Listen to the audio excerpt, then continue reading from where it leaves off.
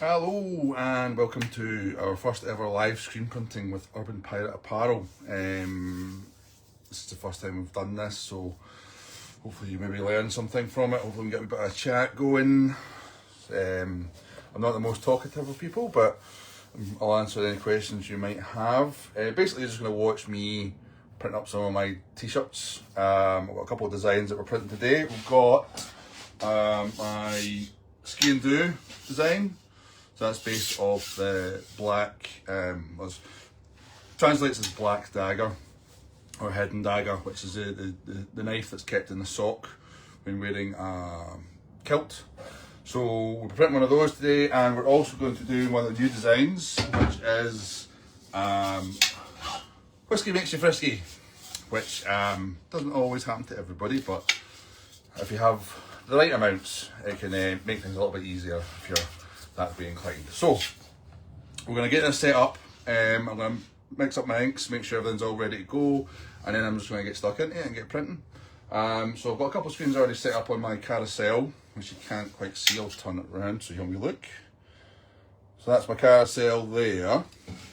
So this is the machine that I use to put the screens on, to hold the screens whilst I'm printing t-shirts. So I'm going to set that up just now. Move that over. There we go. So I've got some of the screens up already. I'm going to set up the two of them at the same time, just because it saves it makes things a bit easier for when I'm printing. So they just move straight into from one design to the next, and hopefully we can have some fun. Fingers crossed. Yeah. So get these clamped in place, and what I use is clear films, which is what we use to make the actual screens. Base that on my platen. I usually just play it rough for the sides and the positioning, because I can move my t-shirts up and back and forward, so it doesn't worry too much for the positioning of it. So let's do this nice and tight. I print from my garage. Get out of my. There you go. That's better. So yeah, Wi-Fi can be a bit funny. As they're working from my garage, as you can see, I have a bit of cardboard there blocking out the sun, so you can actually see what's going on. But being Scotland in winter, it does tend to get rather cold. We've got a lovely flash dryer here, which I operate essentially as a heater. So that does warm the place up. I've got a drying booth underneath the camera that also operates a bit of a heater, although it doesn't seem to do much work today, to which I will just turn that off. There we go. Just in case you hear the background noise, which we don't want. The positions of it when required. What do you use for your film, and where do you specialise? I get my films from there's a few sources, based in the UK obviously. There's a few sources we use. Printing World, it's just a clear acetate film. I don't use any special inks for it. It's just the black inks. Just make sure that the design is pure 100% black. So using the colour selection, far left corner in the bottom, makes it all black, because you're not using just black, you're using all the colours to make it a bit richer. But it's just I use a Canon, I want to say IX95, something like that. And I've not had a problem with it, apart from the fact that it did break to buy a new one. But yeah, it's the trick is to make your blacks as black as they can, and the film I use are just kind of standard films. These are quite good because it's a bit cloudier. It's just to make sure you print on the right side of it. One side's got a little bit more purchase, the other one's completely smooth.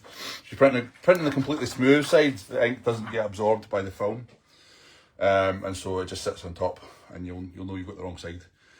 What I tend to do is I will mark what side the film to print on is with a wee marker pen in the container. So then I know as soon as I go, it's just, yeah, it's ready to rock and roll. But yeah, so yeah, just nothing fancy with those. So yeah, hopefully that answers the question there. Thank you very much there for that, Paul. So with this, I'm just using my tape to cover up any gaps I will not be printing. This also makes it a lot easier to clean when it comes to it, just because with using heat, I use water-based inks only. I've never used plastisol. So heat dries the ink out a lot more, so it tends to get embedded within the screen. So, sorry. So, yeah, so I tape as much of the screen up as I possibly can. There we go. So then when it comes to cleaning, which I might be able to show you later on, it's just a case of just whipping off the ink and then doing it a wash down. Now this is just standard parcel tape I'm using here. You can get more specialised stuff.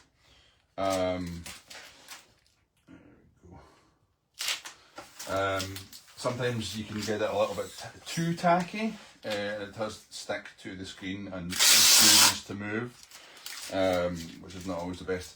This parcel tape stuff is a little less tacky, so it does tend to kind of pull up in the corners. But that doesn't bother me because I'm pushing it back down with the squeegee when it comes to printing. You can also use masking tape on the other side.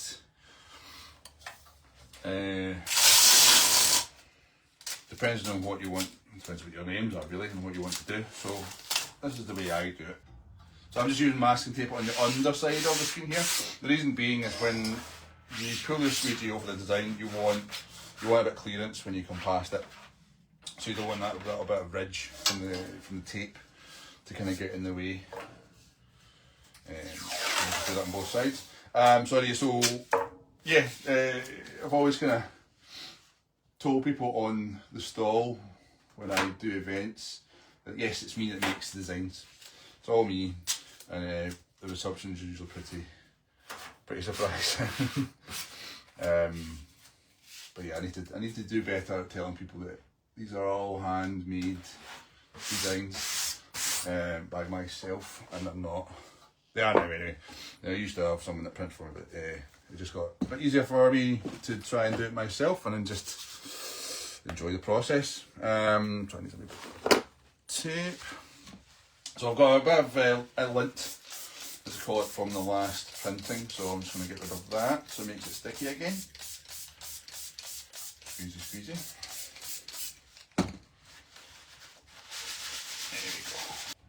Got a wee bit sticky there, that's fine. So I've already kind of made up my white ink, which is this lovely goop here, as I said. Water-based inks only.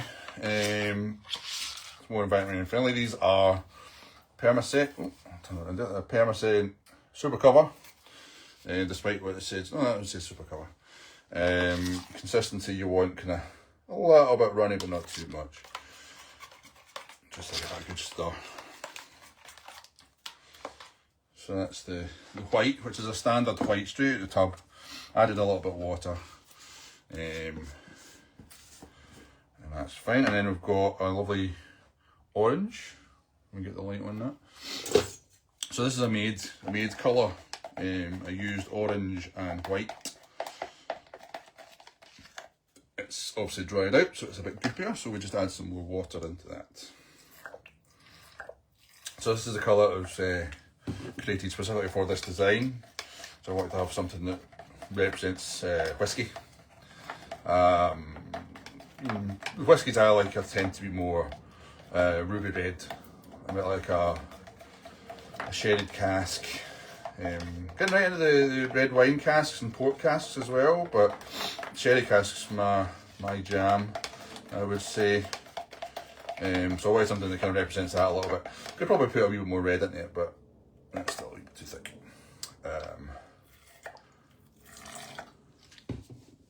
But as it stands, we've got a lovely orange. I tend to use quite a lot of orange in my designs. It is my my colour to kind of go to for my branding. If you can see on the website, it's urbanpirate.scot. There's a lot of grey and orange. I've got orange. I made my own orange tartan, if you believe.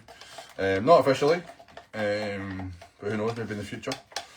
That would be quite a nice one to wear. But as it stands, it's just on the website and my tablecloths. But certainly in the future, I'll have a new marquee for when we do outdoor stalls, branding, all that kind of thing. Let's see, that looks a little bit better. A little bit more, and then I think we're ready to start printing. Hopefully it'll start warming up once I start moving.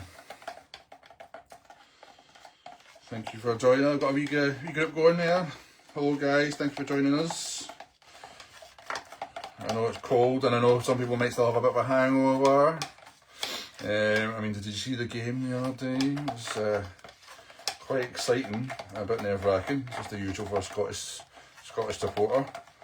You see, I've feel motivated to kind of create some more Scottish designs based around football, which I don't normally do.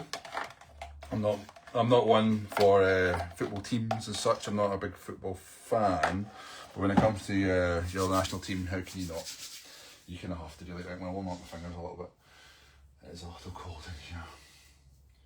So yeah, hopefully if people enjoy seeing me print some t-shirts, and I'll maybe start doing this a bit more often. I tend to, in the summer I'm printing all the time. When it comes to winter, it's not as regular, but I can certainly make reasons for it. Get things going. So let's see. So I'm printing here today on a dark navy t-shirt. A dark navy. Ooh, if I can hold on to it. Dark navy. So the brand for this is Earth Positive. Let's see there. Focus. There we are. Earth Positive. They are a brand, I believe they're German. Excuse for the muffled sounds. I may have to try and work out how to do this without avoiding the microphone. It's a German brand. The t-shirts themselves are made, I believe, in Bangladesh. Is that correct? I'll have to double check that's on the sleeve. But they are made using renewable energy. Solar power, I believe. Inks are all vegan. Dyes are all vegan. Let me see where we're made. I'm still here. We are made. If I can get my fingers to work. Made in India. There we go. Made in India. But they are organic. It's organic cotton. And yeah, and I find them a really nice t-shirt. They're nice and soft, a little bit lightweight. In the past, I've used things like Fruit of the Loom, which was a nice t-shirt. So it was a premium t-shirt, a lot thicker, a lot of a heavier t-shirt, which was fine. It was fine with the time. I just felt as if I wanted to go more of a direction for being friendly to the environment, and just something a bit different. Oh, you can't see. That's fine. So yeah, so I've got wee lines on my platen, so I can layer up and lay out where the design's going to fit. Generally, you want to do 3 or 4 fingers from the top of the neck collar, but also it depends on the design. If it's just across the chest, you want it a little bit lower because you want it sitting here, really. But depends. I say it depends on the design, higher or lower. But we're going because it's a full A3 design print. We're going to be going a little bit lower, so a little bit higher. Sorry. So it covers most of the design. So let's just go and start going. Pick a squeegee. Might be okay. When picking a squeegee, you want something that goes beyond the design, because you have a bit of a slight bow whenever you print, because there's a flex in the mesh. But so that'll work. That was quite. So ink on the screen. Make sure I've got the correct colour on this correct screen, because that would be a bit of a nightmare. I don't want you watching us cleaning the screens before we even start printing anything. So then we first flood over screen. So that just fills in all the design gaps with the ink so that it's just ready to go. So it's essentially a bit of a primer. Put it through.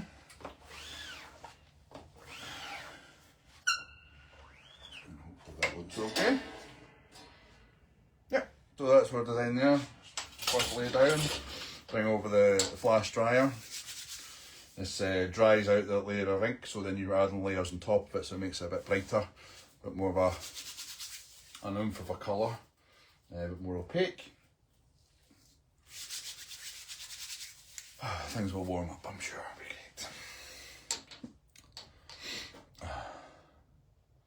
So I find the screen printing very therapeutic. Just because you can kind of switch your brain off, and it's just there's a constant cycle of motion of doing the same kind of thing over and over again. Where'd you get ink from? Paul, ink I get Permaset. You can buy from Pyramid Inks or Wicked. I think it's Wicked Ink Shopping. It's the only two places I found Permaset ink in the UK. It's not the cheapest. It's certainly cheaper if you want to buy Plastisol, but the trade-off is it's water-based, it's pretty good for the environment. Cleaning up, you don't need chemicals, you just need water. You hose it down, wipes it off. It does operate differently to Plastisol. Plastisol operates better with heat, whereas water-based ink does not. So Pyramid is generally where I go. They have a full selection of the super cover. They've got the paper-based inks as well.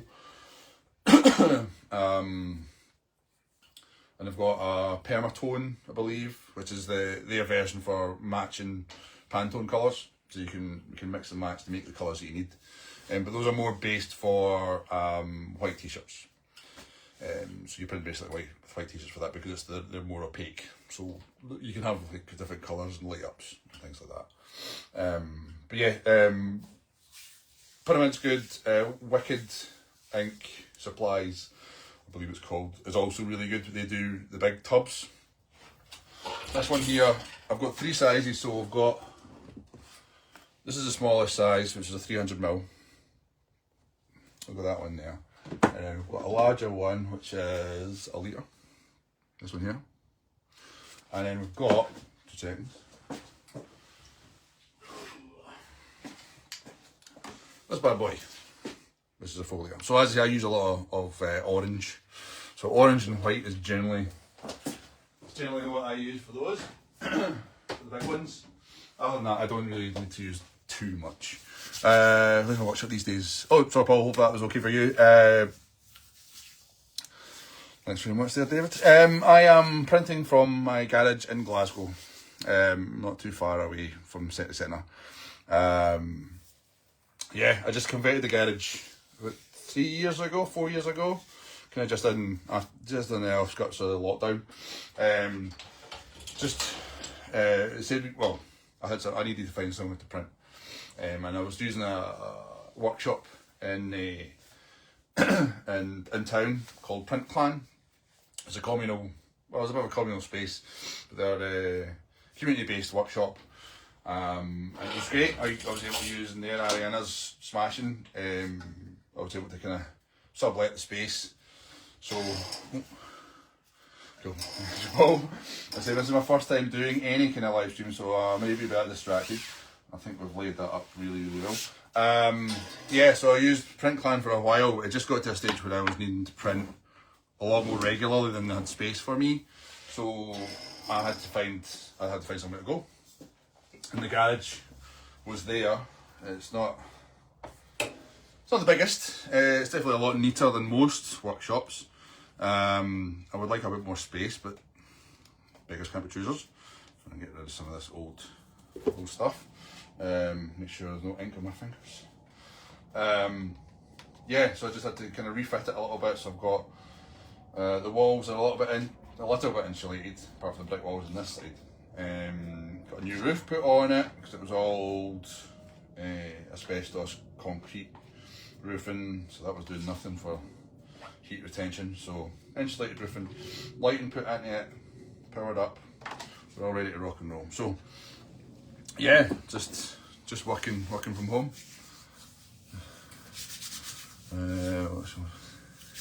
Alright, sound. Oh, Paul, next sound. Yeah, that was the print clan. Print clan was the class. Yeah, yeah, they were great.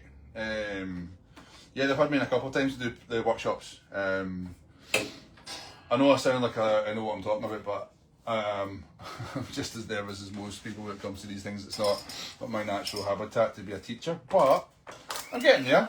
This is why I thought I would try and do these live classes, I suppose, these live printings, just so people can see what it is that I do and what, you know, what else we can get out of it. So it's a good, well, it's a good for this to be advertised for me as well. But yeah, I say I enjoy screen printing. It's good fun. It's a good creative outlet. I like the idea of it being very hands-on. You can't. AI's not taking this. I mean, there's ways to have it automated. You've got automatic machines and things, but if you want to get it properly, I'm an artist. Then this is what you do. Yeah, I find it quite therapeutic, so I will continue to do it as long as I can. There we go.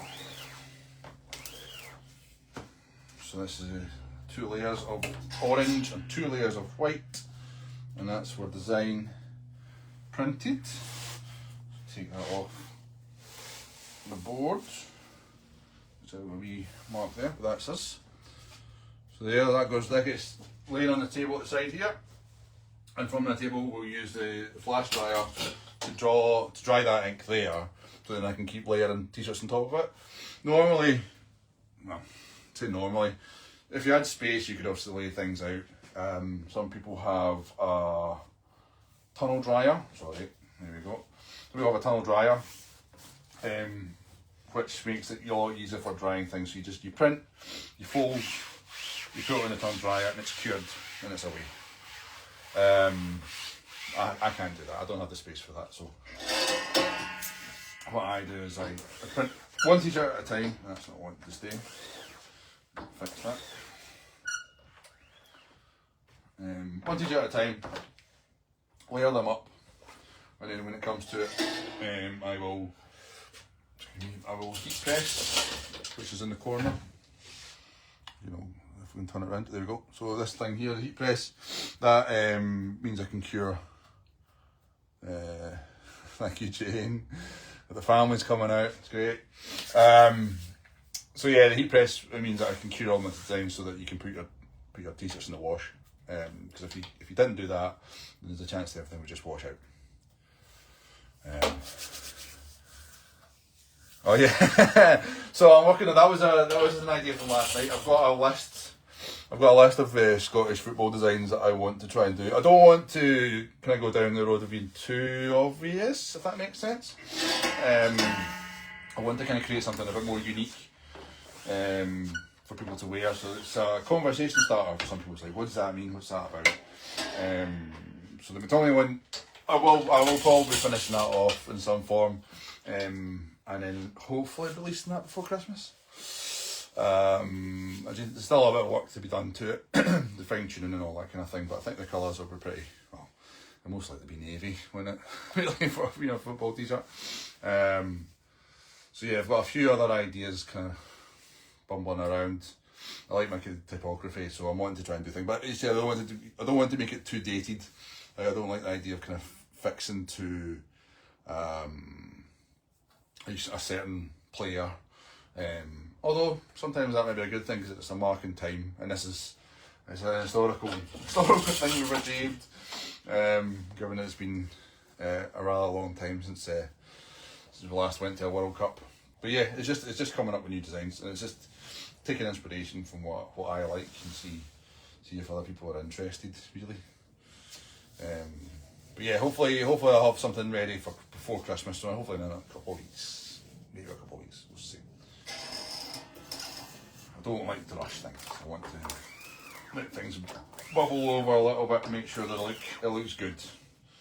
rather than just trying to cash in. Although, there's nothing wrong with cashing in. We all have to pay our bills. That's a little bit sticky. But yeah, so unfortunately I never watched the full game. It was interesting. We were watching our timelines on our phones and, and seeing, it's last minute, 90 minutes, and then as a third goal goes in, and it was just, right, okay, we need to try and find a way to listen to it on the radio. So right, we'll get it on the radio, and then we managed to get it on the telly. Jackie, my wife, Jackie was off her feet, screaming for the referee to blow his whistle, which he was reluctant to do. and then we've seen the halfway line shot sail through the air, which is, I don't know, it's just unbelievable. Three of the best goals I think Scotland have ever scored in the entirety of their existence, and they were all in the same game to get us to qualify to the World Cup. Just amazing. Yeah, I'm not really one for slagging off Steve Clarke, because I have no idea what it's like in the footballing world. But he's managed to get us to European Championships and actually do not too bad. I mean, yeah, sometimes his play can be a wee bit safe, but if he gets results, then it doesn't really matter, does it? Right, I'll try and figure it out so I don't have to keep covering the microphone every time I put a t-shirt down.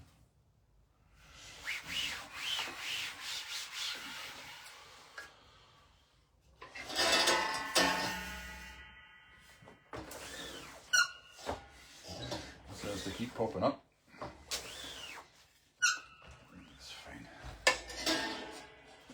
Okay.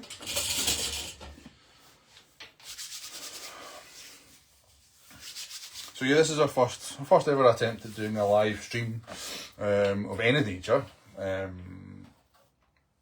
So hopefully people will find it entertaining, at least.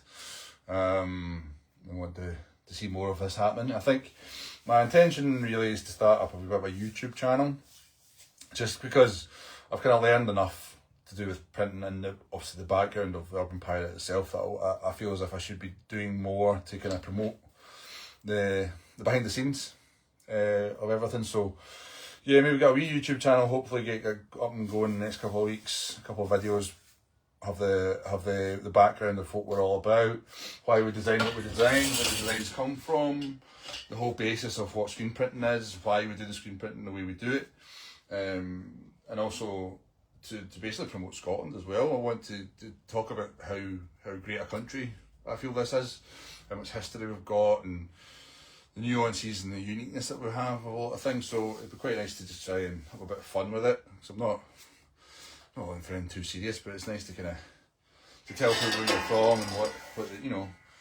what's going on.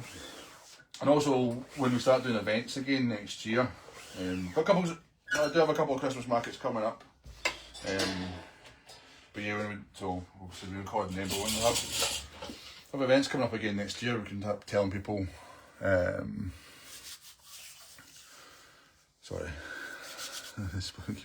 No worries, thank you, Dave. That's smashing for jumping in. I mean, I'm sure you enjoyed the game yourself. I've seen your wee video went up, so it was good. Keep up the good work with that. I'll catch you later. Maybe get some more Falkirk designs on. That'll be cool. So yeah, sorry, what was I saying? So when we start doing more events next year, hopefully I'll be more competent in recording it, so people can see the history of our outdoor sports. Highland Games have been brilliant. We do a lot of festivals as well, a couple of wee markets here and there, a bit of everything really. So yeah, if we can get some more Highland Games going, some more information about Highland Games. I always felt as if it's always a bit samey, kind of talking about the same thing over and over again. You have to kind of make it a bit more interesting. But a lot of the games do have their own unique thing. Some of them have like a haggis eating competition. So the fastest haggis eater is quite an interesting one. That one's up in pulling a blank now. Ballater? No, Ballater. Dunkeld and Burnham is where you have the haggis eating. So it's you're challenged to eat your haggis as fast as possible. I've never had the opportunity to do it, just because I have to work. I have to man the stall. So yeah, I've never had the opportunity to take part in the haggis eating, but maybe this year we'll see. I did have a helper this year. I think with Francesca, my niece. She came and gave us a hand, so maybe get her involved more. Don't see her eating any haggis in any speed, but we'll see. Whatever. I'm sure we'll figure it out. But yeah, so you've got haggis eating's one of them. You've got haggis hurling is another one. That's up in Mulgai, Bearsden. So you can throw a haggis. Furthest wins. I don't think you win too much. I think you win a wee bit of a prize. There's a cash prize there, or just the honour of throwing a haggis very far. It's pretty good. It's quite entertaining to watch. You've got the Caber Championships in Vereri. So they have the heaviest. I think it's the heaviest caber. So it's, they have a competition for that. Some of them have pipe band championships. So each games do have a different thing unique to them.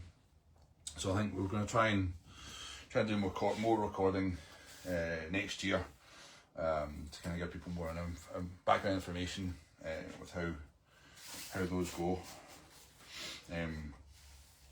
But yeah, we've a lot of good friends, got a lot of people following us around. It's the same kind of people do the circuit for the Highland Games, so you get to know them quite well.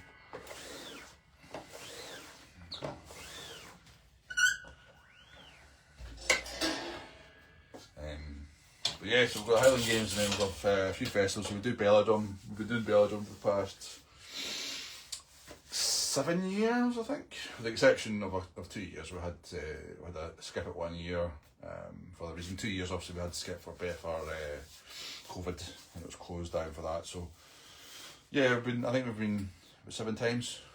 I think we're 7 times. Got all the what's the word for it? All the programs when we what's it called? Excuse the language.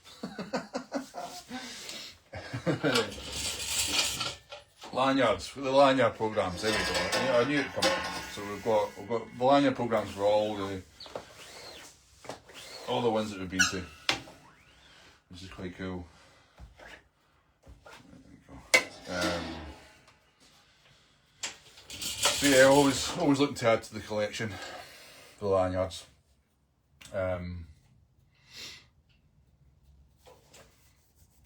Yeah, so it'll be nice again if we get a better idea of how to package things, and I'm just learning how to edit movies.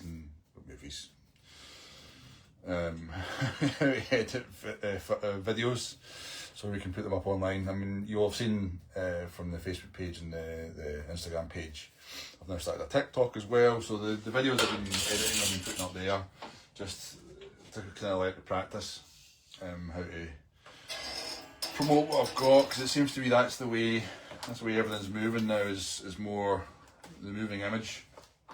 I always go into Instagram and Facebook and all these things I like the static. I like to create something static and just go with that, but these days that doesn't work, so we have to create something more interesting to capture the MTV on steroids generation, I suppose.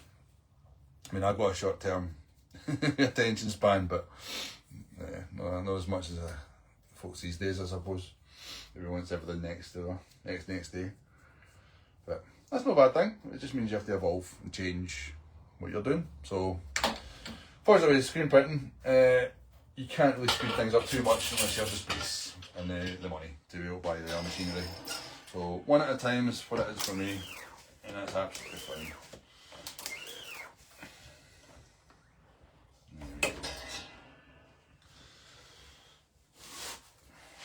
So everything's looking okay with these. So I did this, so I'm putting just a wee top up. I sold out quite a few from the Whisky Festival that I was at on 2 weeks ago. It was 2 weeks. Yeah. So yeah, a fortnight ago we were in Hampden. Don't know if we left our luck there as well, which is pretty good. But Hampden, yeah, is the Whisky Festival, which we've been doing a good number of years now. There's a wee break in between. I didn't feel I've ever had any whisky designs, so I just thought I don't have anything to offer these people, so give it a wee break. But we went back to it, created some new designs, went back to it when they moved it to Hampden. So it's been Hampden for a few years, so that's been good fun with that. But yeah, so they had two new designs. I've got the Whisky Makes You Frisky and my new Whisky Gobler, which is a design with all like terminology surrounding whisky. So those did really well, which I was quite happy with. Just made a small batch for the event. I sold quite a few online too. And so I have to print some more up to kind of keep up with demand. Not as I use them, but it's the demand nonetheless.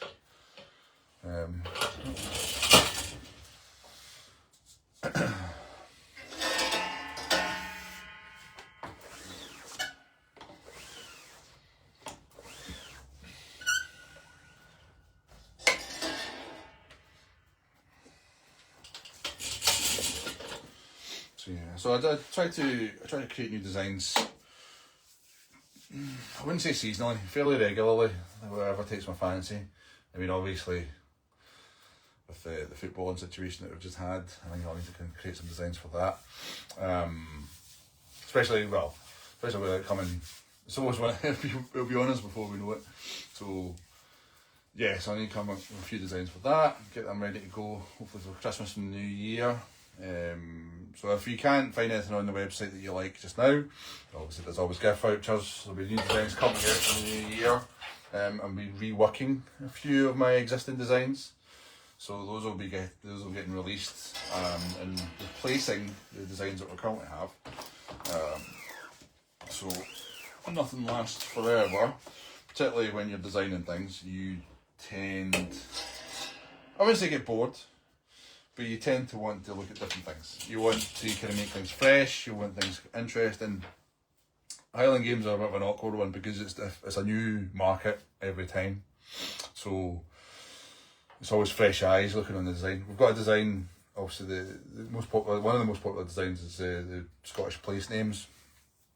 And so every time, it's a timeless design because every time someone looks at it, I think, oh, I've never seen anything like that before, or you know, it still sells really well, but I've been looking at it for 15 years, so I kind of have to think, well, what's next with it?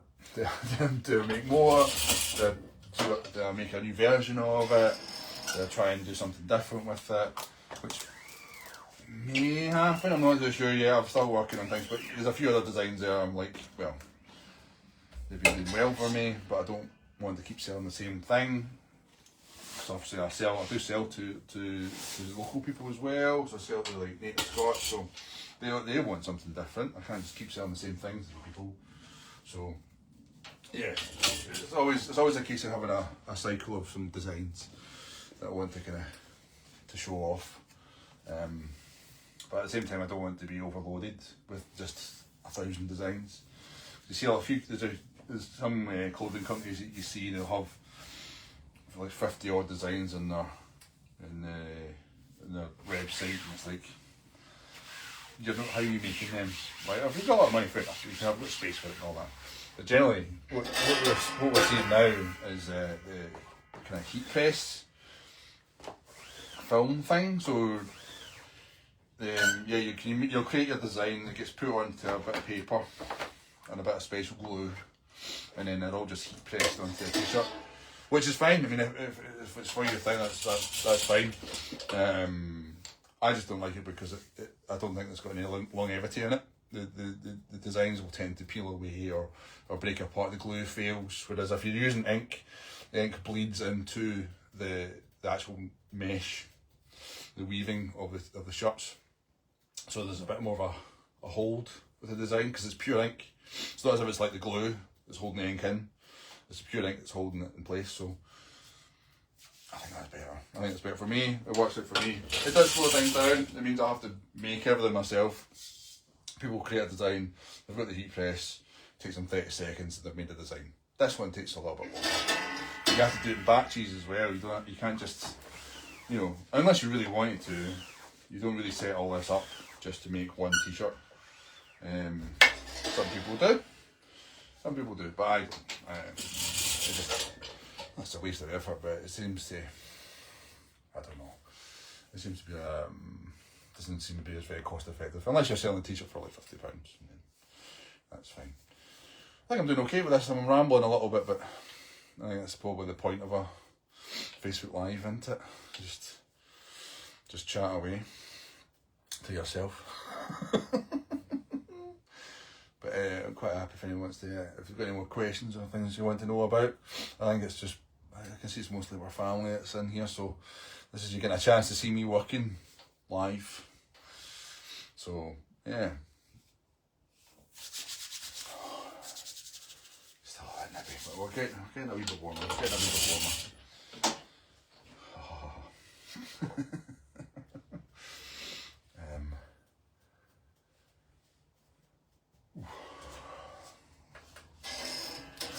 But yeah, hopefully I can get, as a wee YouTube channel, get going with that. So you can tell your friends. We're letting everybody know, obviously, I've got my following on Facebook and Instagram and things, so we're letting people know what's going on when it's happening.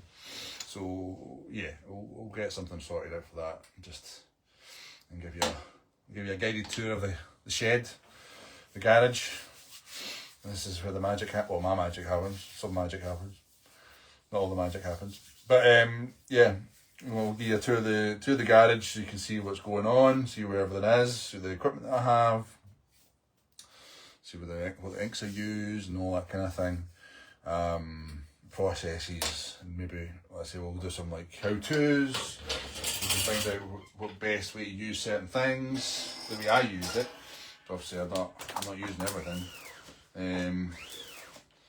Maybe we'll do, if we get enough people interested, we could do a wee Q&A.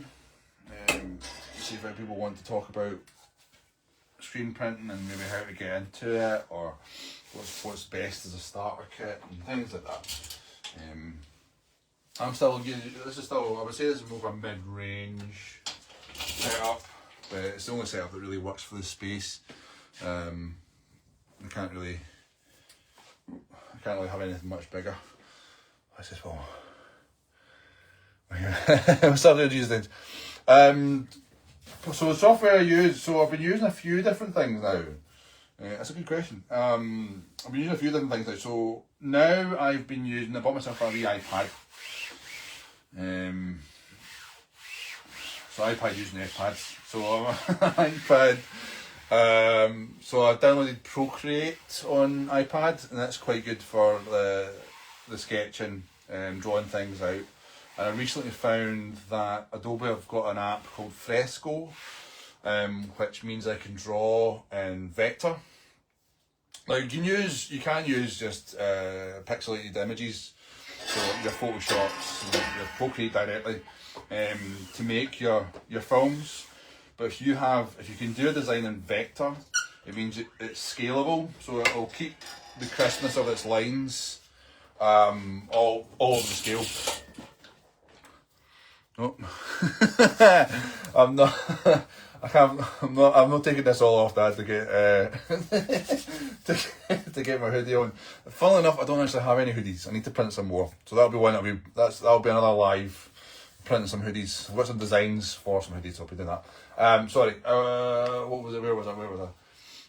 Yeah, so you can use pixelated images as long as it's the correct size. That's the main thing, is having it the right size. So if you're setting up any screens or any digital aspects, A3, it's where it's at, drawing live sizing. But if you can do it in vector, and it doesn't matter, it'll blow up to the size of a house, and it'll still keep its style. But yeah, so I generally use Procreate to sketch. I've now started using Frisky to finalise the sketch, make it a bit more of an oomph to it, and then I'll take that into a desktop, just so you can fine tune it a bit better. So in the desktop, and then use Illustrator. At the moment, I'm using Illustrator. It's an old copy of Illustrator. So So it's not the up to date version, but less said about that the better. So yeah, Illustrator to kind of finalise the design and then print from that. But Affinity seems to be the new one that's coming in, so that may be something to look at. I downloaded the originals. They're making a new app for desktop and tablet, so we'll look at that when it comes out. I think it's still, the desktop one's available now, but I think the app one's still working on. But it'll be, I think it's free. Well, apparently it's free for life. It's the same people that own Canva, so it's all going to be integrated with that. Say free for life. I'm sure there'll be back end payments that you have to make, or if you want to buy particular brushes or things like that. It's all the add-ons. It's like anything else. It's loot boxes and all the rest of that. There's always a catch. Nothing's ever free. So yeah, Affinity seems to be one to be looking out for. But that's my process generally. I try to stick to as close to pen and paper as possible. Pen and paper is as much as digital is now. So yeah, Procreate's really good for. It's only available on Apple, I believe, so you can only get it on iPads. But I'm pretty sure there'll be a few other ones. I've got a wee lump to get this screen because it's driving me mad. So this is what happens when you get dried ink. Just don't let it come off.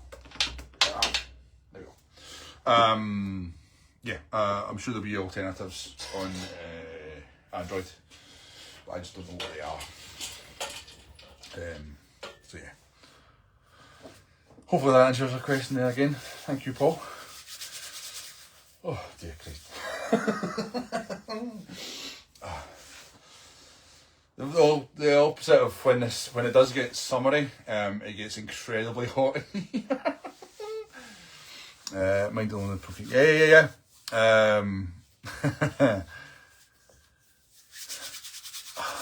Yeah, they might do. I don't know. I'm not too sure how Affinity works, but yeah, apparently they're doing. Affinity's doing as much the same as they're doing with Fresco, which is free as well. You do have to have an Adobe account, I believe, but Fresco's you can use pixel and vector drawings, but I've not used it for the pixels because I find Procreate's got a really good natural brush feeling or pressure feeling with the pen. Well, I use the official Apple pen, but you can also get filler versions.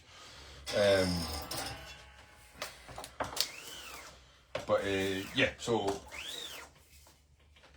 I need to get some more ink on these. I'm starting to run low on the ink and the white, so I need to top that up. There's a lot of white in this ink, it's the design. So use a pen.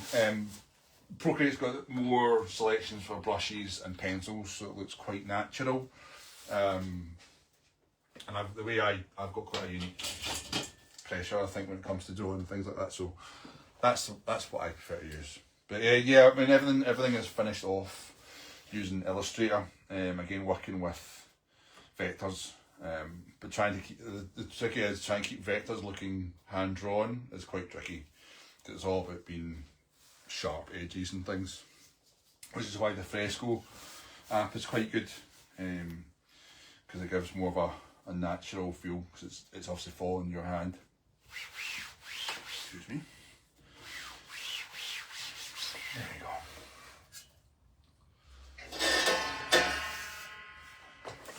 The screens need to be tightened up. This seems to be wanting to pop up too much, but that's fine just now.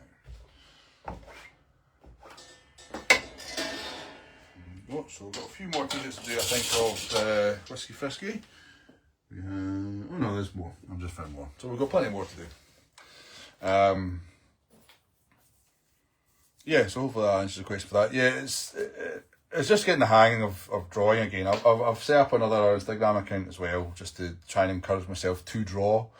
It's more about practice, which I've been lacking. It's just one of the issues. It's not so much of an issue, but it's one of the things with making having your own brand, is that if I'm printing, I'm also designing, I'm also promoting, I'm selling, I'm packaging, I'm taking to the post office. there's a lot of all the background stuff, a lot of the accounting stuff I need to get organised. Finally, I have an accountant that does most of the work, but I have to get all the receipts and things together. So I do all my admin, I have to source things. Yeah, there's a lot of solo pursuits, and it's just me. So at this time of year, it's usually quite good. This is why I use this time of year to design new things. In preparation for next year, so and for the following year rather. So yeah, it's quite difficult to try and fit in practice as well as everything else, but it'll come. Yeah, I need to clean everything. It's all a bit dusty in here. But yeah, so I've been printing in the garage for a few years now. So I'm now taking to try and I'm going to advertise my wares for other people if they want to have any of their merchandise printed by me. I can definitely do that. I've worked with a few brands in the past, and continue to do so.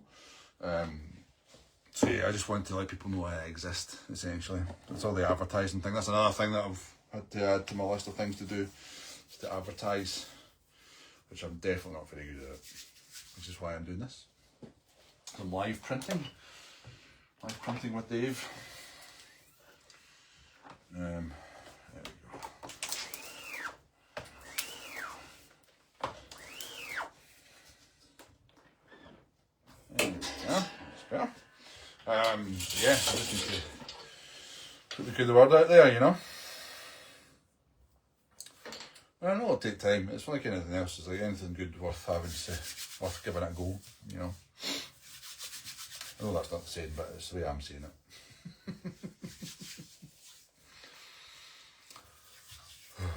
So we've got a good wee gathering. So hello everybody. You can tell your friends for the next one. I'll keep advertising any times. I'm going to try and make it a regular thing. As I said, at the moment I'm not printing an awful lot because of the weather, and I don't have as many events and all that kind of stuff. But I will be advertising it on the website, not the website, the socials that I'm doing these lives.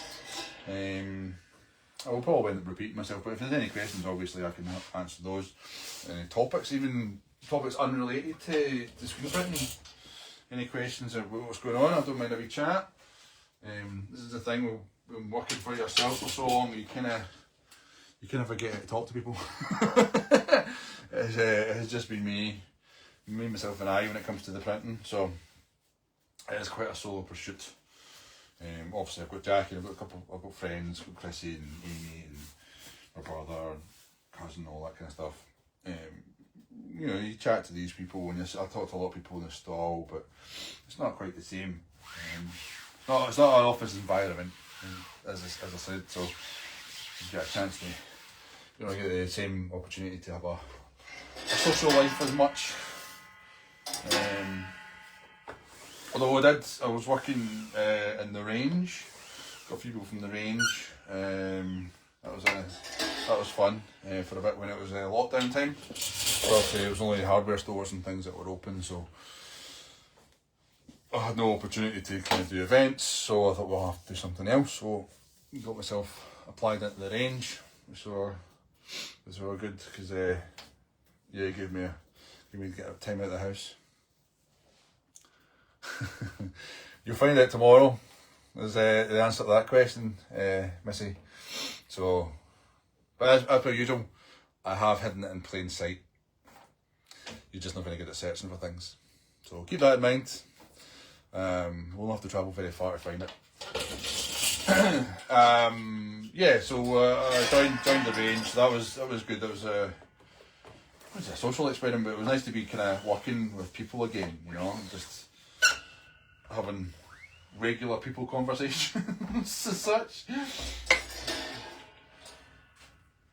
And it's different because, like, obviously working in a place environment like that, in like the range or any kind of workplace, really, it's like everybody's got different things going on. They've all, you know, that people have different things they bring to the table, so they're always talking about different things. People are interested in this, people are interested in that. You're not necessarily going to be interested in the same thing, so it's quite nice to kind of have the different aspects from people. So you can have a wee chat about different things and take on information. I mean, it's always music's always the one that always gets me, because people are also interested in so many different things. So you hear about bands you've never even heard of and think, oh, that'll be interesting, we'll check that out. But yeah, I suppose that's just the realms of living with people round about you. You just can act that way. I'm rambling now. I don't know what I'm talking about. I'll just keep printing. That's what I'll do. But no, I'd say it's something you don't realise you miss until you miss it. And your ability to talk with people that aren't interested in things the same as you. To see things from different perspectives. Doesn't have to, you don't have to always agree, you know.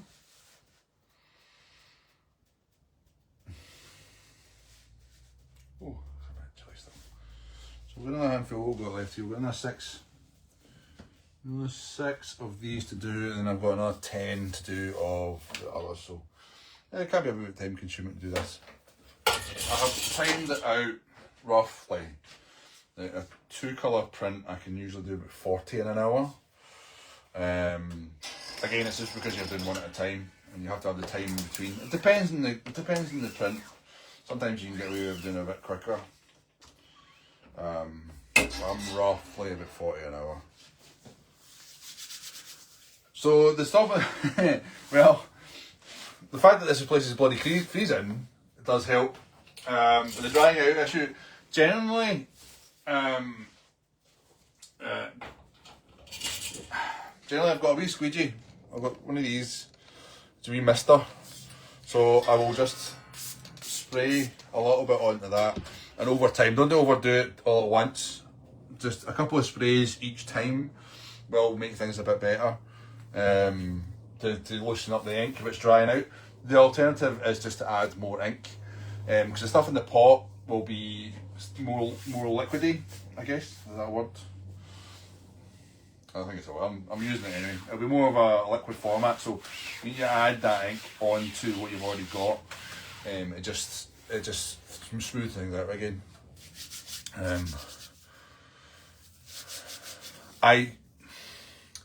Yes and no. Generally you have a rough idea how much you need to use, but it depends on the design as well. So you'll put quite a lot, for the example of the white. The white takes up quite a lot of space. I mean, that's all white. So there's a lot of ink that goes into that. So you'll put a lot down and then you'll go through it pretty quick. But the rule of thumb really is more is better. So the more ink you put down, the less you have to worry about it later on. And it'll take a lot longer for it to dry out. So you want a little bit of a thickness on it. So yeah, the more ink you put down, the better you have with keeping it fluid. But if it does start to dry out, obviously because you're using it up, then it's just adding more ink. It's really the main one. But a wee squish of water can help. It just depends. If you're on the last couple of prints, you don't want to have, I don't know, spooning loads more ink onto it. Then it just kind of gets you just have to just scoop it back off again. But more is better, I think, when it comes to putting the ink on.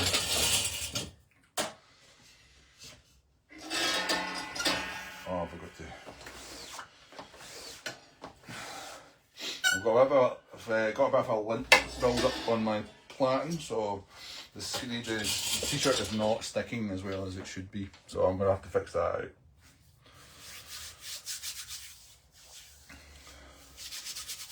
Yeah, the number of times I've put ink on the screen and it's not been enough to actually get to the bottom of the screen, so you learn not to do that. There we go, that's a bit better.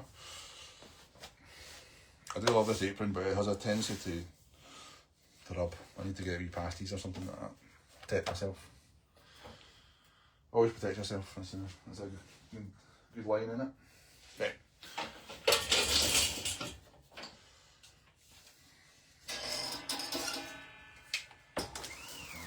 Go.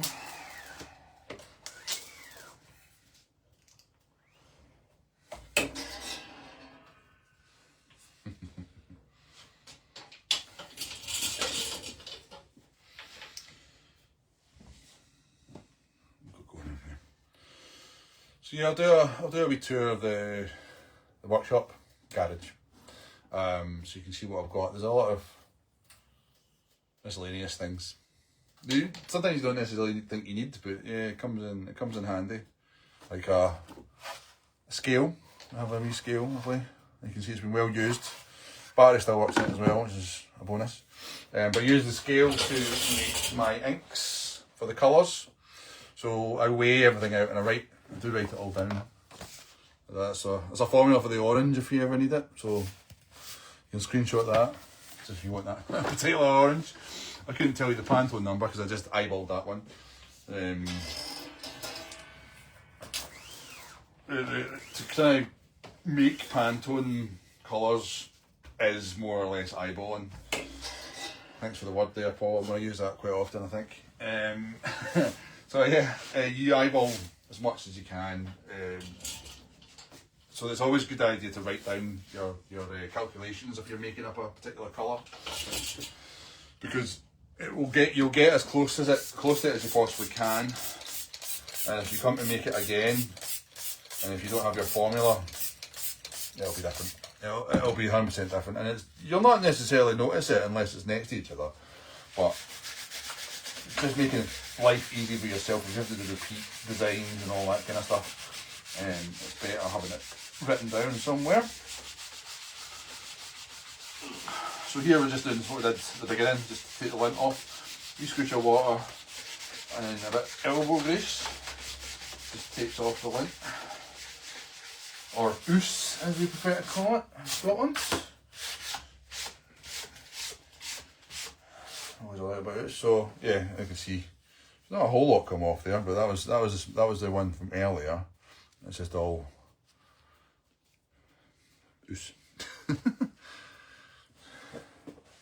we go. So that just makes the plaiting sticky again. And then I just dropped the t-shirt on the floor. Nobody's seen that. No, that was being recorded or anything like that at all. Right, okay. It's okay. My dad can have this one. Maybe a big for him right now. He's not got one of these yet.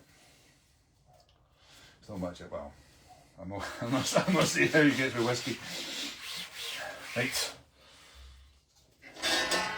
There we go.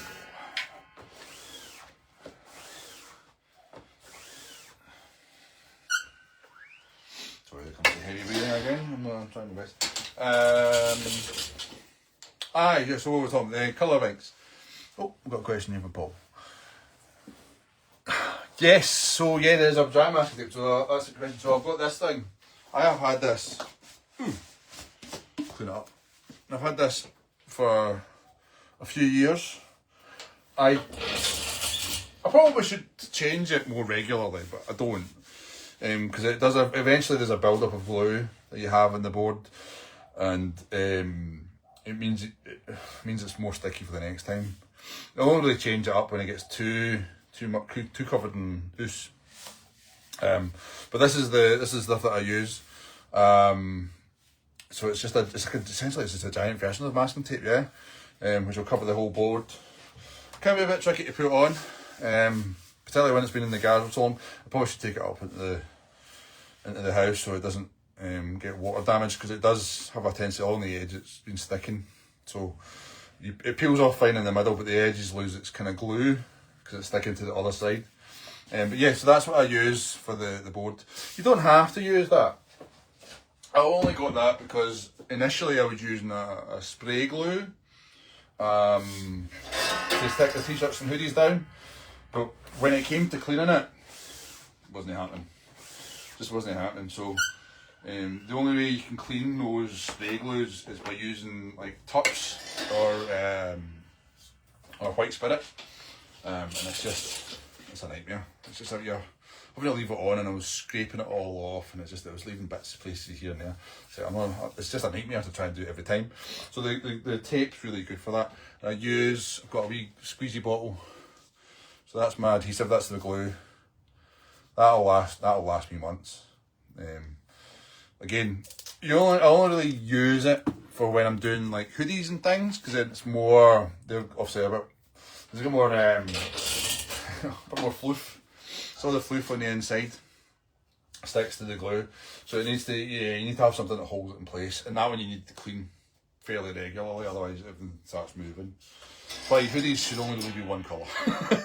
If you're printing a hoodie, try and stick with one colour, because if you're doing multiple colours it can be a bit of a nightmare, because if things start moving it's not worth your hassle. So yeah, hoodies will be coming. I've got a couple of designs for hoodies. Hopefully get them before Christmas as well. I'm going to be busy before Christmas. We'll see what happens. But yeah, so you don't have to use it. It just makes it a lot easier over time. The boards that I've got, this one is warped. Wood boards always tend to warp, especially being in here. You're hitting it with heat all the time. It cools down. There's moisture in the air as well, because this room's not always, the garage is not always heated.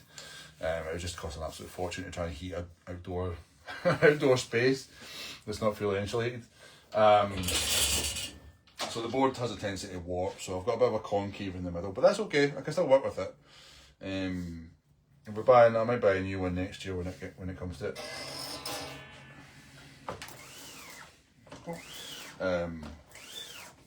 But yeah, you don't need to have the masking tape, but it does make things a lot easier for the future, just for moving things off. And to take it off, it's just much the same as putting it on. It's just it peels off and you just whip it off and you've got a brand new board. The board is all marked off as well, so I've got my centre line, which you definitely need. Like, you definitely need the centre line, because otherwise your designs will be all over the shop. But I've also got lines going across, so I can position the t-shirt, position the designs to where they're going to sit in the t-shirt. But you don't always need that. This board's quite big as well. It does a lot larger than an E3, so yeah, that's the way that one works. Fingers are starting to warm up a little bit.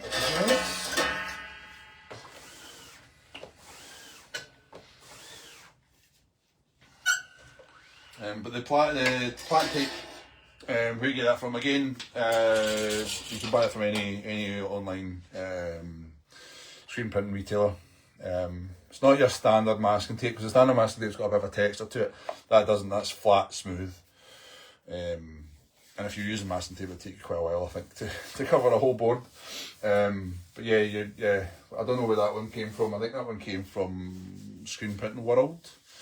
But I think pretty much all screen printing supply shops have them, so you'll not go wrong with trying to find one. There we go.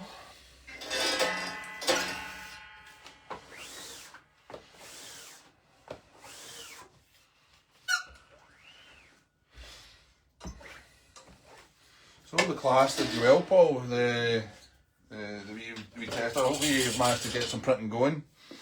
I think we've done it about 4 or 5 times now. Everybody seems to be quite interested.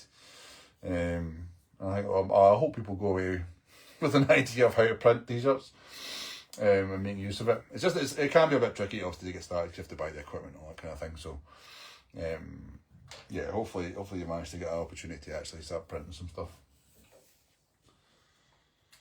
I ain't no gatekeeper. I'm here to teach. I'll do my thing and I'll help you do yours. There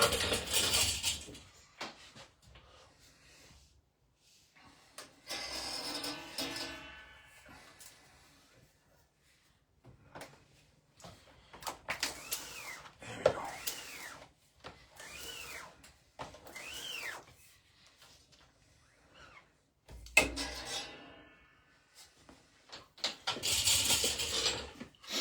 I do quite like this wee design. It's a bit more fun than what I'm normally doing. It's a bit more cheeky one. Tend not to do that many in the way of crass designs. There are too many of those out there already. Alright, Paul, what are you saying? Yeah, consistency is the tricky one. I mean, unless you have a space to do it, it can be a bit tricky. I'm quite fortunate because I've got the garage, obviously. But yeah, having the space, because it's not just the printing. It's not just the printing of it. It's all the equipment you have to have. It's all the cleanup that you need to do. I mean, I'm sure people have wrecked baths just trying to clean out their screens. You could do it outside, absolutely, but we are in Scotland. Tends not to be the greatest of weather. Then you have to have your exposure unit. You have to make the screens. You have to have the screens, which takes up a lot of space.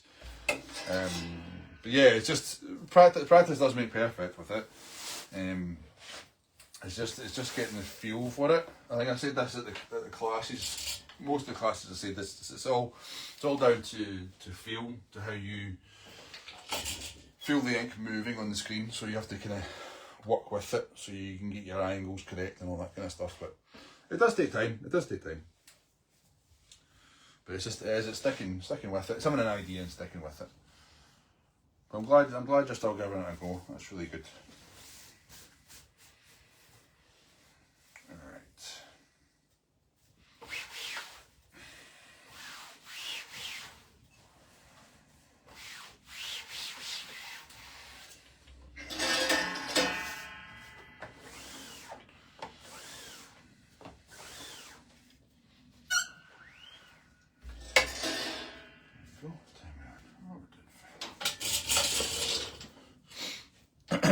This is my work for the day. So I'll not be showing you any of the heat pressing today because that would just, I'm not taking up all your day. That would take too long. I mean, I don't know how long I've been on for, but I'm pretty sure I've been on for a while. What are we on? Oh, we're over an hour, so an hour and 20 minutes. This is quite a long live. How my battery's looking okay? Yeah, we're all right. I'm sure I'll live. I'll see if I can get it charged. You're going to be a wee bit wobbly. There we go.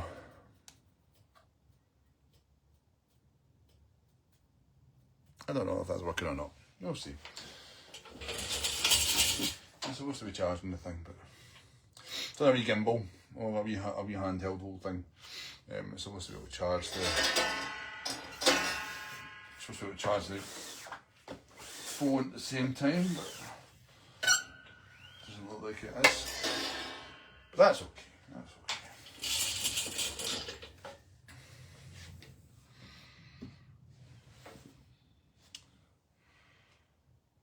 I'll try again. There we go. We're wobbling. No. Oh no, I'll look at it later. I'm sure my battery will last. See that? Multitasking, Paul. That's the way to do it. I'm working and talking as well. It's not something I normally do.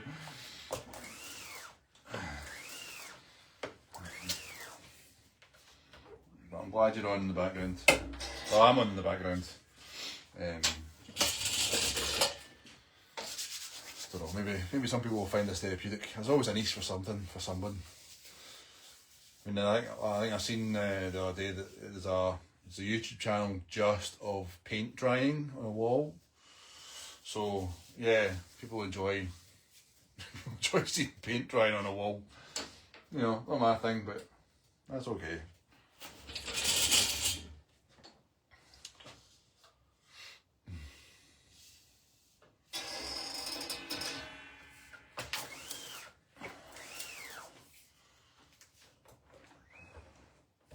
Go. But I'm much the same. When I print normally, I've got my iPad sitting on my shelf behind the camera just now. Use a wee iPad just playing away, just scrolling through YouTube channels. And we're getting a visitor. What's happening? Got a strange arm coming through the wall. Thank you. Got it. Right. Guest appearance from the wife. There we are. A wee coffee. Oh, that's hot. That's nice. It's too cold today. I attended the dog walking this morning, but it wasn't happening. He refuses at the best of times.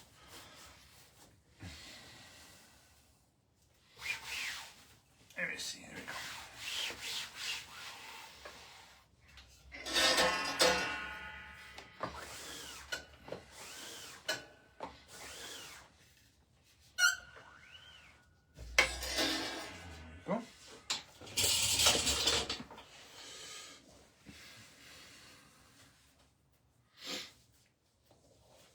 So yeah, this is the ink I'll be using for that lovely gold.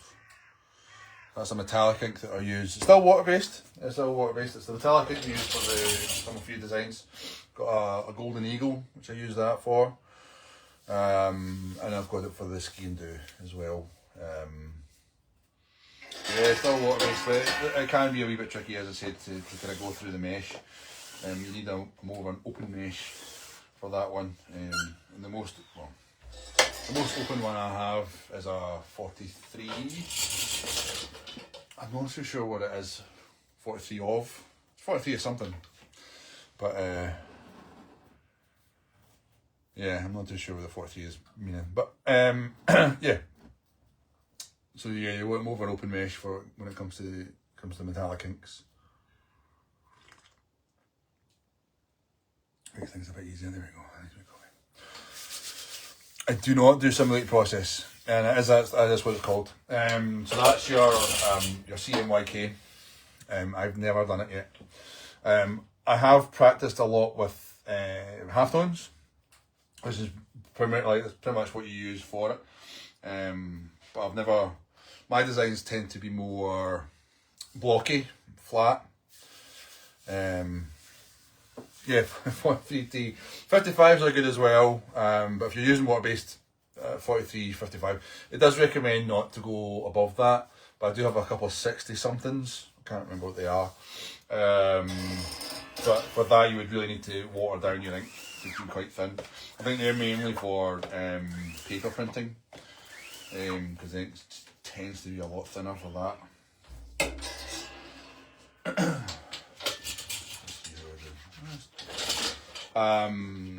Yeah, so halftones is what I tend to print with that one. I've done a few halftone designs. Again, they're usually quite big and blocky. I did do a face, someone's face. It was one of Jackie's colleagues was leaving, so they wanted a t-shirt with his face on it. So that was fun. That was the first time I'd ever really done something to be recognisable as a halftone. So all the other halftones I've ever done have always been shapes. So it doesn't really need to matter too much. It's just more like a background texture, I suppose. But with this one, I had to you had to recognise it was the person's face from a distance. And so yeah, that was my first time doing a proper Pantones. No proper Pantones, proper halftones. And it turned out rather well. I was getting a few compliments, particularly from, she watched the Glasgow School of Art, so I was getting a lot of compliments from the textiles department, which was nice. They're good guys in there. So yeah, they were quite happy with how things turned out. That's fine. Right, we're on to our last Frisky t-shirt. And then you can watch me cleaning out the screens, which is not very interesting, but it's better that than looking at a wall. You don't want to be looking at a wall, do you? Nobody wants to do that. So it's a little bit messy, but what will be okay. This is real life, isn't it? Real life. You see things are going on. So when for cleaning up, again, same as the tape. If I do a flood to fill all the holes of the design before I take it to wash out in the washouts area, which is interesting. If you fill the gaps up, it means that the ink doesn't dry. If you miss any ink in the gaps, it doesn't dry when you're waiting to take the screen to the washout booth. Most workshops will not have a washout booth this close to the printing section, just because there's water sprays everywhere. I'm just hoping the water is flowing. It was not too bad this morning, a bit of frost happening, so hopefully the hose will work. Okay.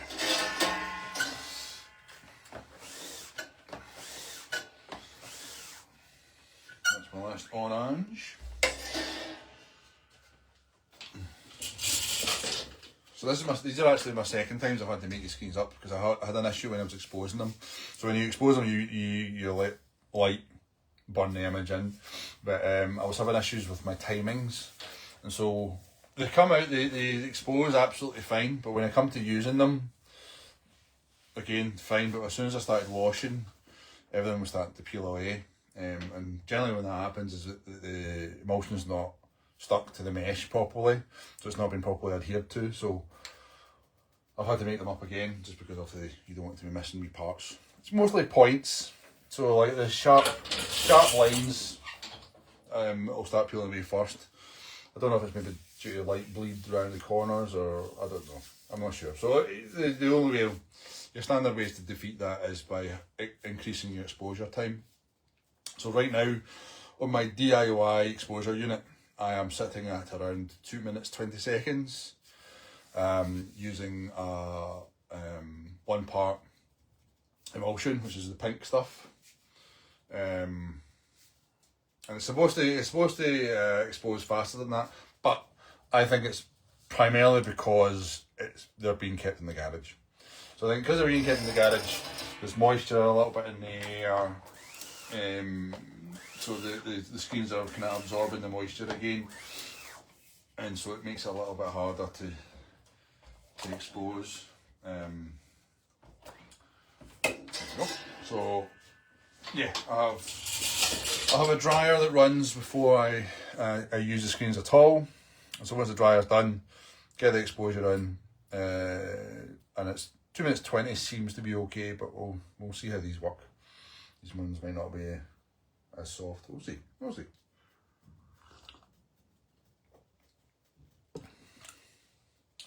So what else? Oh yeah, what else is happening in the world? So yeah, I've got a couple of events coming up. I've got a bit of a double whammy. I've got myself in a bit of sushi, but it's okay.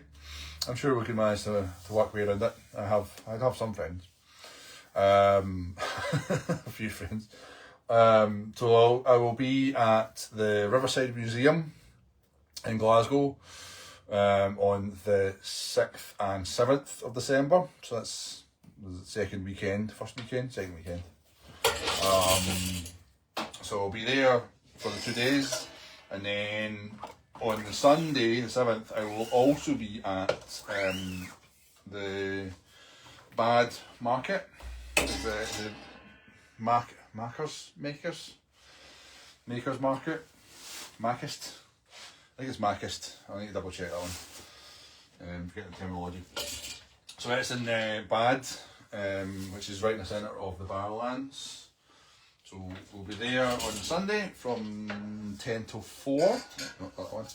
And the Riverside one is 10 till 5 on the Saturday and 11 till 5 on Sunday. So I'll hopefully have some things that will be a bit warmer for everybody then. To be fair, unlikely. We shall see.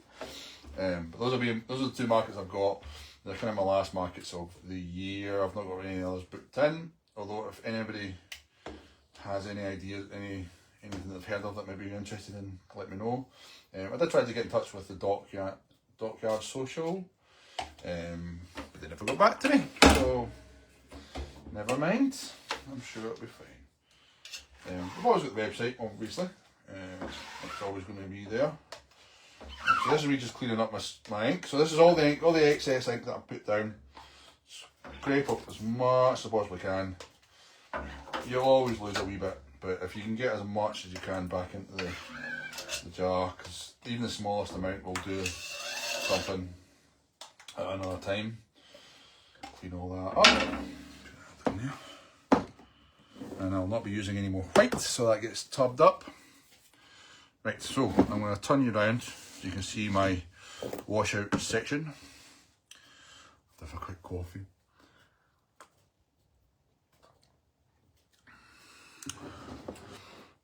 You don't really want a close up, do you? But you're getting one. There we go. So I'll pop you there. Again, ink on hands, not great.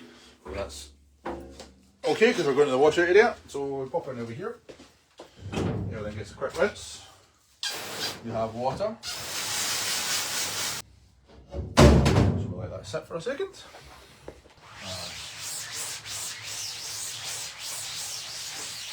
So my exposure didn't work as planned, so I need to increase my exposure time. I'll show you why. It's very annoying. So the reason it didn't work is because I've been using it fine, it's been grand, but you'll see here, see it's all peeling off. There we go, it peels off. So that's not what. So I need to increase my time. That's annoying. So I'm not too sure what the problem is with that, but yeah, usually it's exposure time. So we'll keep going with that. It's always a work in progress. But I managed to get my design out, and that was fine. It just, the annoying thing is I have to waste time. So when it comes to designs that aren't quite fully on the board, so rather than taping too much, I'll show you what I mean. Rather than having the extra tape at the bottom, like we don't need to tape all this here because we've taped it up to here. I use a G-clamp, one of these guys. So that just is a stopper for where my squeegee is going to sit. So the squeegee will sit there, and then I can have that, so I don't have to worry about having too much. So this is my gold ink in there.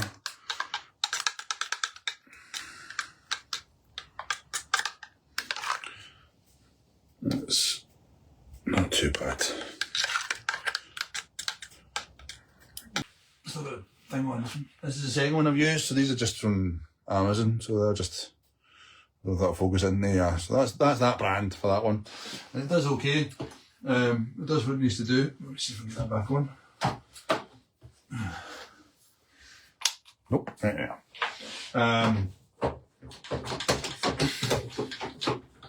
Yeah, the first ones I had just weren't sticking. They kept falling back, so the squeegee would fall with it, so it would always cause a bit of a problem. So yeah, we don't want that happening. Right, let's see. So yeah, it just means you don't have to use up too much tape. I mean, it's not a huge deal, but it's just a bit better generally. Right, so let me check where this one is. This one's two fingers up the top, so yeah, we're about right for that.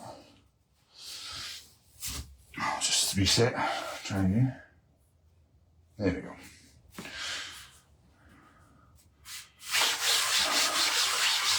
There's a wee bit of water on that t-shirt, so we'll just use the heat to get rid of it. Right, so that's for gold going down. Again, don't have to worry too much because anything you don't use goes back in the tub, so you can be quite generous. There we go. It stays in there. Make sure I've got no ink on my fingers.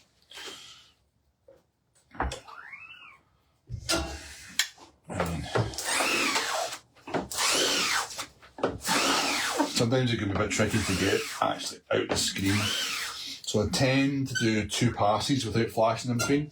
Just because the ink that's already down acts as a bit of a pull for the ink that's going through.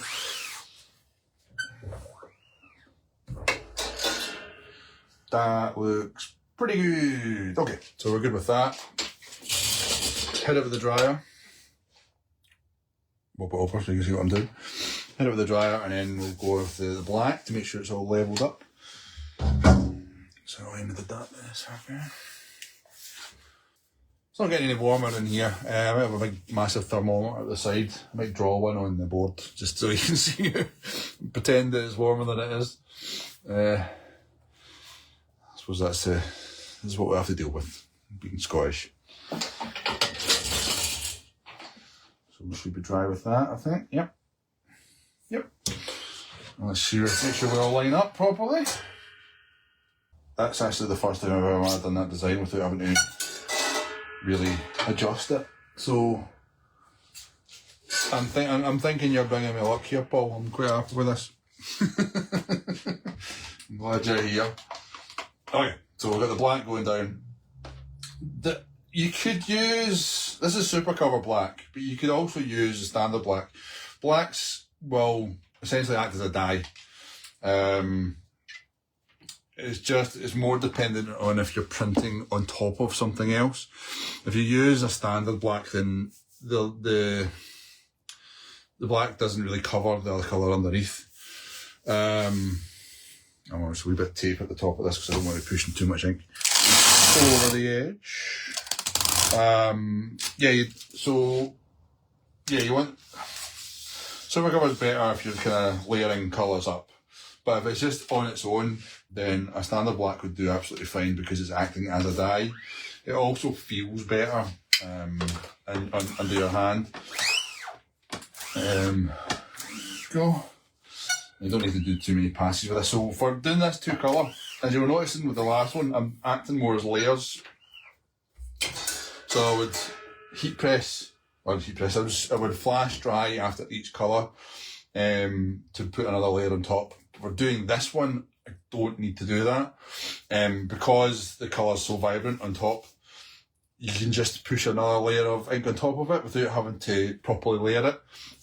Sometimes it can help with the ink amount, and that's more down to washing. Whenever you put it through a wash, it'll remove like a film layer of the ink off the top of it. But if it's black, it's generally a dye, so you don't really need to do too much of it. But that is the design. Oh, you're there. So that's the design for that one. So we've got the lovely gold and black on a light grey t-shirt. We'll just pop this down here. But that also means you can be a bit faster. The less flashing you have to do, the quicker you'll be. I have a design, which is the current Highland Cow design, which I've had for a good couple of years. It gets to the orange, the first orange you put down, I don't need to flash in between because I want that kind of more muted colour against the t-shirt. So it's a bit rougher looking, and it's not a heavier deposit of ink. Oh, there we go. So it works out fine that way, so you don't have to flash underneath. If you did, you almost change the colour, like because it's still a little bit translucent. It really depends on what you want. So I don't flash in between each colour with those, and it works out fine. It works okay. It just means there's less ink on the t-shirt. So if there's less ink, falling backwards, I need to fix my wheels. If there's less ink, they can have a tendency that it's a lot weaker bond, because if you think of it this way, you've got little ridges, which is the fabric. The ink falls into those ridges. The first layer of ink falls into those ridges, and then there's another layer that will go on top of that, which covers everything else up. But if you just have that first pass into the ridges, this looks terrible, but that's okay. So you've got the first bit that's into the ridges that bonds the ink together. It might not have the ink above the top to keep the colour. But that's what I'm talking like 50 washes. I'm talking a lot of washes, which caused that problem. But the colour will still be there. It's just that the fabric itself will start to stretch. And that's where having a good quality t-shirt comes into play, because if the finer knit that you can get, the better the adhesion for the ink. But it will eventually pull itself apart. But that just happens over time. And it's just the nature of it. But the higher the quality, the longer that time will be, generally. Doesn't always happen, but if you've got a really thick, heavy t-shirt, like quite a heavy knit, then it will pull apart a lot faster because it's trying to find its natural place. And so yeah, it can cause a bit more an issue that way. Right.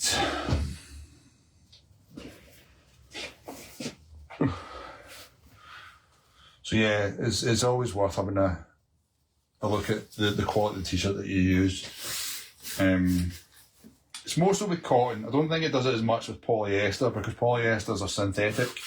so it tends to stay in the same position rather than trying to pull itself apart. The only reason it's pulling itself apart is if it's going through like a washing machine, or it's getting, like say it's a football top, it's getting pulled around on a football top. So it's seeing a bit more life, I would say, rather than standard t-shirt. Obviously the cotton t-shirt will move.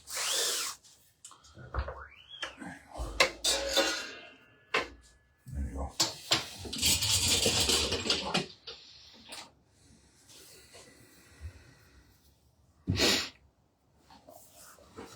It's strange, that should be working. Oh, turn it off.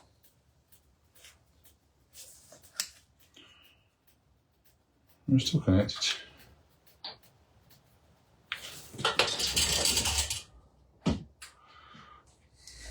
Is this working? Is this better? I don't know why I'm speaking like that. I don't know if that sounds a bit lighter or not. I don't know if maybe I push the button to turn it off. I don't no idea. This is the first time I've used these microphones, so I don't know if it's working properly or not. But we'll test it out in another day. It's not bad for a first one, isn't it? It's okay. God knows what I'll be talking in the second one, but I'm sure I'll come up with something. Paul, I expect you to be there as well. You're my guy. Tell your pals.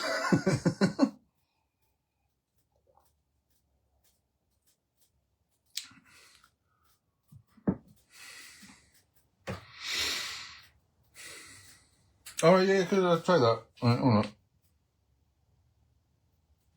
Now, apparently that's it off, right, so we're flashing, so it's not connected to anything. I don't know if that sounds any different at all. Because I've got a wee receiver. I don't know why I've done that. There's a wee receiver.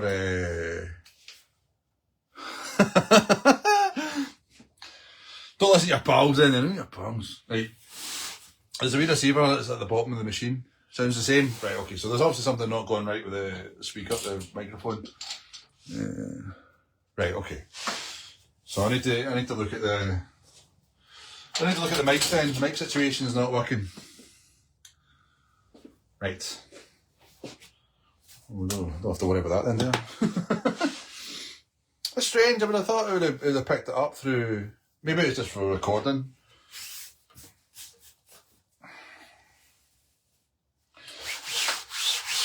I'll do some tests.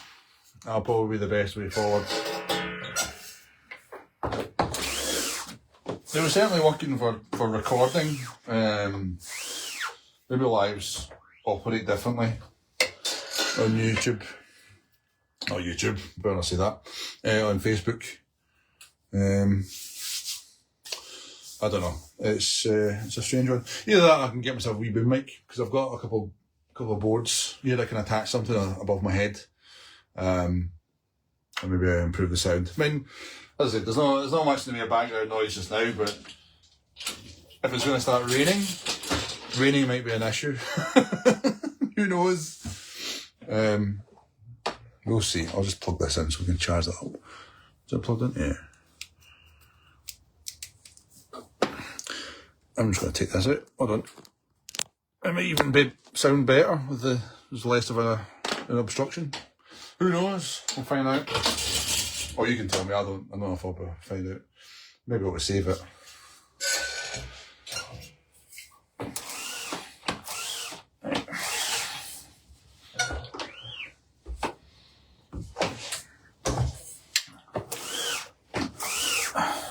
Cool.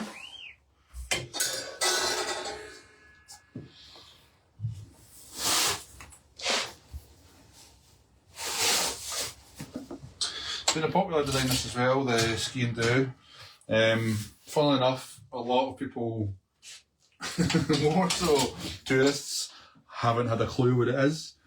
So I've had to explain to them what it actually means. They were buying the design anyway, so it's quite nice to kind of know that regardless, people quite liked it.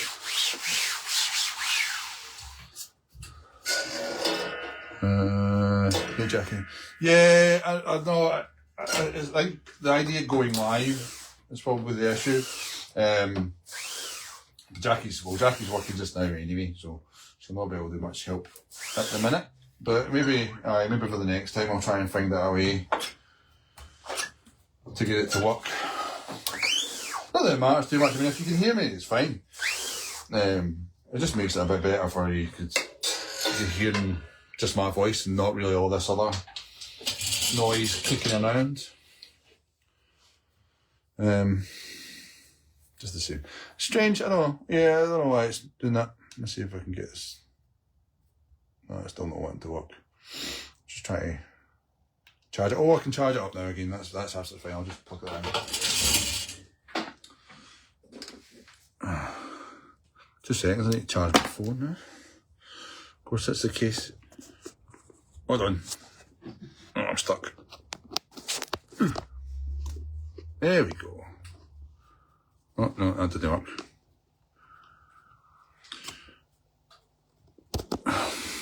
No, forget that.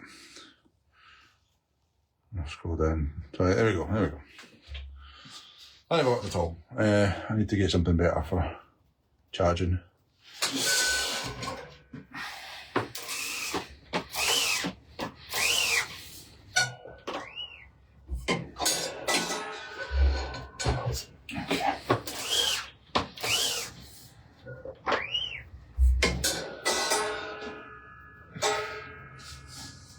So I need to the gold again. So the gold wasn't quite ready to be dry to be printed on top of. So what happened there is the gold got stuck to the back of the other screen.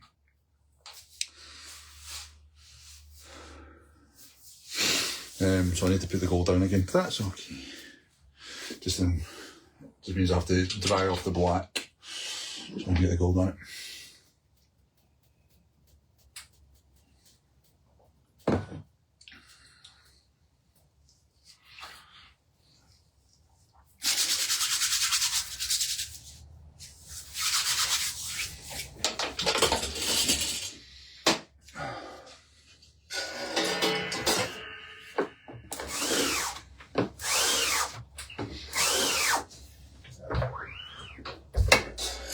There we go, nice and golden.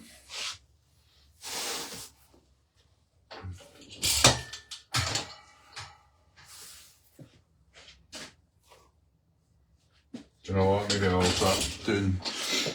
That's what I'll do. The gold's coming up a lot better with it being hit twice, so I might just start hitting it twice.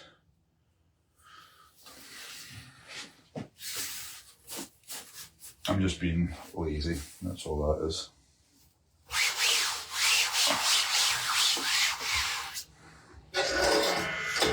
Right, we've got a handful of t-shirts in and I'll bid you adieu.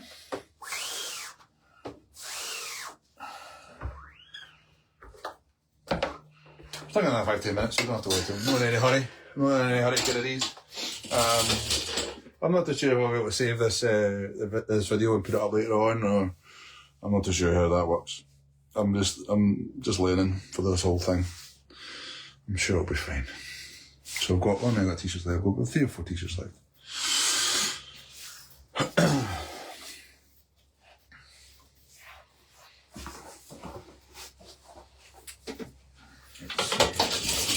We'll do the gold twice.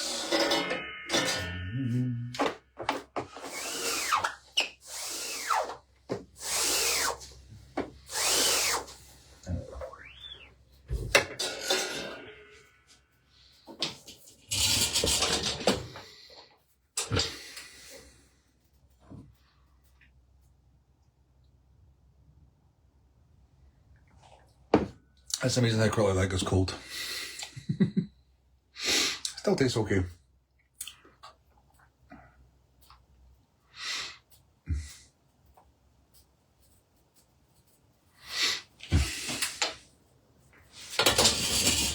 Should be the next colour.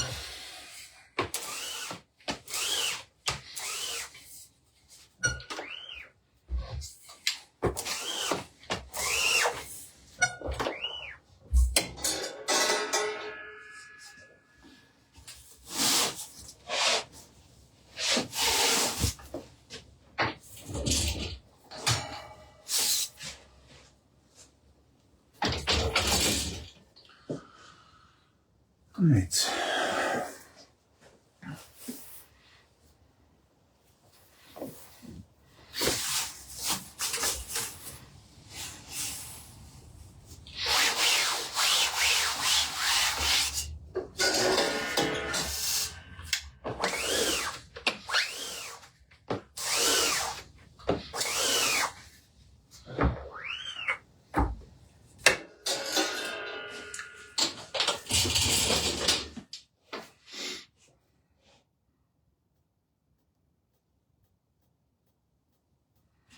Yeah, I can see what I'm actually printing now if I change. That's just my face. Well, you don't see much of my face through here. There we go.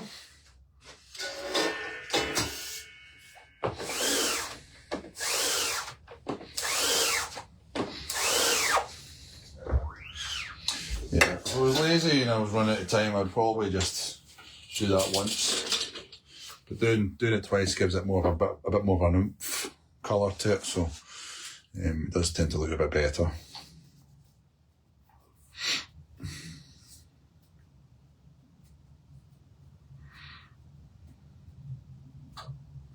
I'm not too sure what the wee buttons at the bottom are links. Alright, okay. I'm trying to work out what all the, you know, I've got one more, then I'll be coming to an end. I'll do that last one and then I'll say cheerio. But thank you very much for joining me today for this inaugural screen printing session. Hopefully I can get a few more going and get a few more people involved. For something that's interesting. Yeah, I'm going to say that I'm going to try and get a YouTube channel getting up and going with information about the backgrounds of Urban Pirate and what I'm doing and why I'm doing it and where I'm going to be going next. But this is just, I quite like the idea of just putting these out because I've never seen someone do it. I mean, it's probably a reason why someone's not doing it, but I thought I'd put it up. And it's just a way of people seeing what actually happens as it's happening, you know. So if you're interested in that, that's absolutely fine, and we can just, as I say, just get involved, we chat. Doesn't even need to be talking about screen printing stuff. If you've got questions, screen printing stuff, all the better. I'll try and answer it. But I'm quite happy just to blare about anything really. Particularly as we're now going to the World Cup, so we've got a lot to talk about.